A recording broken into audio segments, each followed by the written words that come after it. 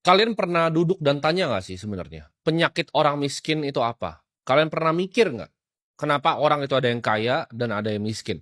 Dan mungkin kalau kalian masuk ke golongan yang miskin, kalian pernah duduk dan mikir nggak, apa sih yang bikin kalian jadi miskin dan penyakit apa yang kira-kira bikin kalian jadi miskin? Gue definisikan pakai kata-kata penyakit, karena menurut gue ini adalah memang sebuah penyakit. Sama persis kayak orang sakit, sakit secara fisik, secara biologis. Kalau kalian sakit ya, kalian nggak cek ke dokter, kalian nggak tahu penyakitnya apa, sakitnya di mana, kalian nggak tahu cara sembuhinnya. Dan di video kali ini gue akan bahas, ini penemuan gue ya, selama mungkin 24 tahun lebih hidup, kira-kira apa sih yang bikin manusia itu jadi miskin? Karena dari observasi gue kan kerja udah sekitar 10 tahun ya, dari umur 15 gue udah kerja, ini gue observasi banyak sekali ya manusia-manusia, mungkin sudah ribuan. Dan dari ribuan manusia yang gue ketemu, berinteraksi, negosiasi, dealing ini, gue melihat ada beberapa trait yang bikin, karakter trait gue sebutnya, yang bikin orang itu justru jadi miskin. Dan ini penyakit.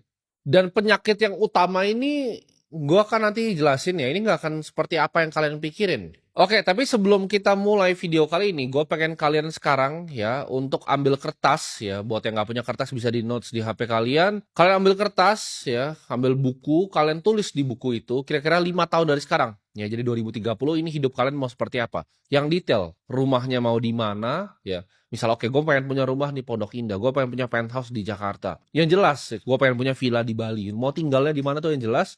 Gue mau naik mobil apa? Oke, gue pengen naik McLaren, gue pengen naik Ferrari. Gue pengen dailynya gue pakai Lexus LM. Gue pengen kalian tulis di situ.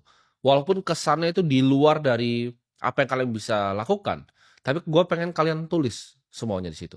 Kalian pengen bahagian orang tua kalian gimana? Oh, 5 tahun lagi pengen bawa orang tua umroh. 5 tahun lagi pengen beliin rumah buat mama. Itu gue pengen kalian tulis semuanya di situ. Di sini gue janji ke kalian, kalau kalian ikutin sungguh-sungguh, semua yang gue omongin, semua video yang gue pernah buat itu kalian ulang 10 sampai 20 kali. Setiap video yang gue sampaikan edukasi gue, itu gue janji dalam waktu 5 tahun semua yang lu ngomong itu akan jadi kenyataan. Tapi lu ikutinnya sungguh-sungguh.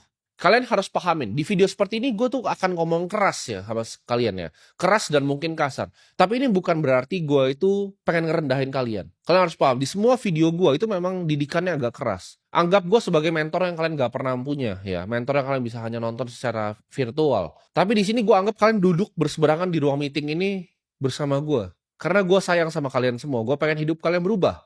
Gue gak pengen kalian berada di zona nyaman kalian itu. Dan ini memang cara gue personal untuk mendidik orang. Ya, gue ngedidik karyawan gue ngedidik semua yang di sekitar gue itu dengan cara yang sama, yaitu keras. Dan gue pengen ngedidik kalian dengan cara yang sama. Salah satu pertanyaan yang paling banyak didatangkan ke gue, gimana caranya gue itu jadi sukses ya kalau misalnya orang tua itu nggak support. Ini gue kasih tahu di sini ya. Gue waktu awal mulai main-main di capital market, gue belajar untuk jual beli saham, kripto segala macam. Bokap gue itu yang pertama ngomong, ini ngapain sih lu judi? Gue malam-malam lagi di depan laptop, dia bilang, ini ngapain sih lu judi? Jawaban dari gue adalah, lu tidak perlu untuk minta izin, lu tidak perlu untuk support dari orang tua. Yang lu butuhkan cuma kegigihan lu sendiri, ya, diri lu sendiri. Ketika gue mau coba untuk belajar tentang pasar modal ya gue dibilang gue mau berjudi ya karena dia mungkin gak mengerti dan gue gak menyalahkan dia untuk tidak mengerti. Tapi gue kesampingkan semua opininya, lalu gue beli lagi buku Warren Buffett yang lebih banyak lagi ya, jadi security analysis. Gue beli lagi buku-buku ekonomi klasik seperti Adam Smith ya, Wealth of Nation. Gue umur 15 tahun 16 tahun Wealth of Nation tuh udah gue telan, udah habis. Gue baca mungkin udah 20-30 buku baik gue umur 15-16 tentang investasi dan finansial. Akuntansi gue udah mahir, gue udah bisa ngelihat di luar kepala ya.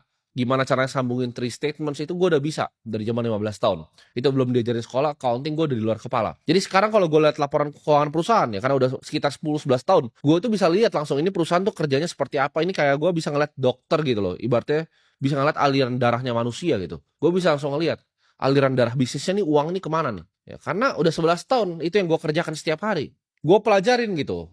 Sistem finansial dunia itu seperti apa, pemainnya siapa aja, hedge fund yang bangkrut itu kenapa, long term capital management kenapa bangkrut, padahal isinya orang-orang pinter, kenapa Warren Buffett selamat, gue pelajarinya selamat, oh ada cara yang beda, Warren Buffett itu konsentrasi, kalau Ray Dalio itu diversifikasi, mana nih yang bagus, mana yang jelek, itu gue pelajarin dan gue telen, ya jadi opini bokap gue kesampingin, oh anggap ini judi ya, lu gak ngerti gitu. Lu nggak perlu sibuk yakinin orang tua, karena gue yakin kebanyakan dari mereka juga sudah diprogram oleh sistem. Toh hidup mereka yang sekarang itu hasil dari pemrograman sistem tersebut. Jadi nggak ada yang lu perlu lakukan untuk ubah, karena udah tua juga, udah nggak bisa diubah cara pikirnya. Caranya adalah buktikan dan bikin mereka bahagia. Laki-laki itu yang bisa dipegang tuh cuma satu, omongannya. Jadi kalian itu nggak perlu ribet-ribet ya, nggak usah kebanyakan ngomong juga tapi nggak ada pembuktiannya. Yang penting hasil kan, dunia ini tuh cuma peduli sama hasil. Lu bilang, oh begini, begini, begini, begini, tapi nggak ada hasilnya, lu jadi sampah aja gitu kan. Cara untuk lu bikin mereka diem adalah lu lewatin mereka. Misalnya bokap lu bilang ini judi, ya gue waktu umur 19 tahun gue udah melewati bokap gue ya dari semua aspek finansial dan lain-lain. Jadi dari situ udah nggak bisa diomongin lagi. Ya udah, gue tinggal sendiri, gue hidup sendiri, gue jalani hidup sendiri. Nah di sini gue akan mulai masuk ya ke penyakitnya ada apa aja. Menurut gue ada 4 ya. Ada 4 penyakit kenapa orang itu bisa miskin. Yang pertama itu bodoh. Ini kan gue sering banget ngomong. Dulu itu gue salah ya. Sebenarnya bahkan tahun lalu 2024 ya. Gue itu juga salah mikir tentang ini. Gue mikir kebanyakan orang miskin itu karena bodoh. Tapi akhir tahun gue inget banget.